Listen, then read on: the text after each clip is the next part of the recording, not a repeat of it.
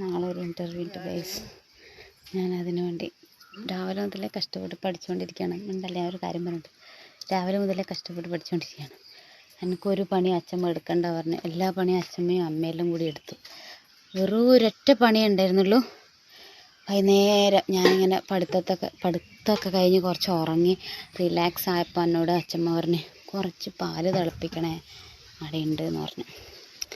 Guys ഞാനത് മാത്രമേ ചെയ്തുള്ളൂ. തിളയ്ക്കാൻ വെച്ചു.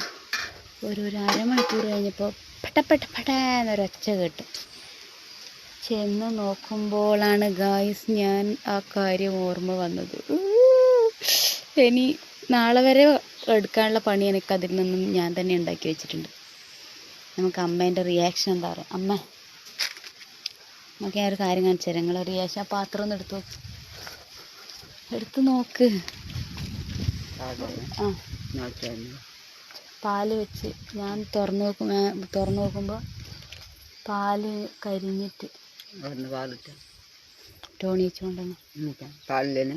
പാല് കരിഞ്ഞ് ഞാനൊരു 1/4 മണിക്കൂർ ചായ ചൂടാക്കിയ പാലുണ്ടാവുക. ഗൈസ് ഇത് ഞാൻ 2 ദിവസത്തെ പണിയുണ്ടല്ലോ. ഇതൊന്നുമല്ല, പുകയേനു, കാപ്പി കളർ പുക വരുന്നേനു. ഞാനാണ് മൂടി വെക്കും ചെയ്തത്. ഇത്രയും ഞാൻ ഇത്ര നേരം കഴുകി ഗൈസ്. ഇങ്ങനെയൊന്നും ബോധമില്ലാത്ത ആൾക്കാർ ഇതൊന്നും ഏൽപ്പിക്കരുത് ഗൈസ്. മറ്റേ ആ മിൽക്ക് കുക്കർ ഉണ്ടായിരുന്നല്ലോ, അത് മതിയേനും. എന്നിട്ട് ആ മടിയന്മാർ ആയ എനിക്കൊക്കെ അത് മതിയായിരുന്നു. പക്ഷെ ഇത് ഞാൻ വൃത്തിയാക്കട്ടെ, അല്ല എന്നെ അച്ഛമ്മ ഞൊട്ടും. ബായ്. പച്ചവെള്ളം ഇട്ടിട്ട് ഉപ്പ് വെള്ളം അടുപ്പത്ത് വെച്ചാൽ പോവാ. അങ്ങനെയാണ് അമ്മ പറഞ്ഞത്. വീണ്ടും എനിക്കിത് അടുപ്പത്ത് വെക്കേണ്ട കാര്യം ആലോചിക്കുമ്പോൾ സങ്കടം വരുന്നുണ്ട്. അത് ഞാൻ മറന്നുപോയാലോ. അത് മറന്നുപോയാൽ കുഴപ്പമില്ലല്ലോ. അച്ഛമ്മ കുടുംബശ്രീക്ക് പോയി. ഗൈസ് ഇത്രയും ഞാൻ ചെയ്തു. അപ്പോൾ ഇനിയിപ്പോൾ എന്താ ചെയ്യണ്ടേ?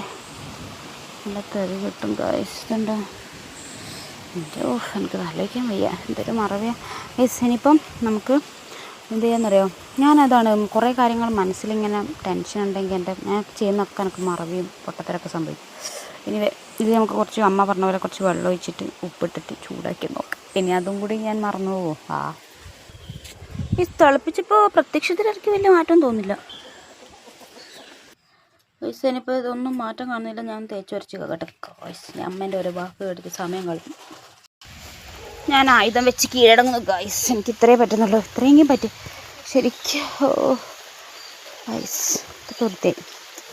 ഇനി ബാക്കി എനിക്ക് ആവുന്നില്ല. അതുമല്ല വിരലൊക്കെ ഞാൻ വൃത്തിയാക്കിയതേനു. ഇതുണ്ട് അതിൻ്റെ ഉള്ളിലൊക്കെ ചെളിയും മണ്ണ് ഇതൊക്കെ കയറി കരി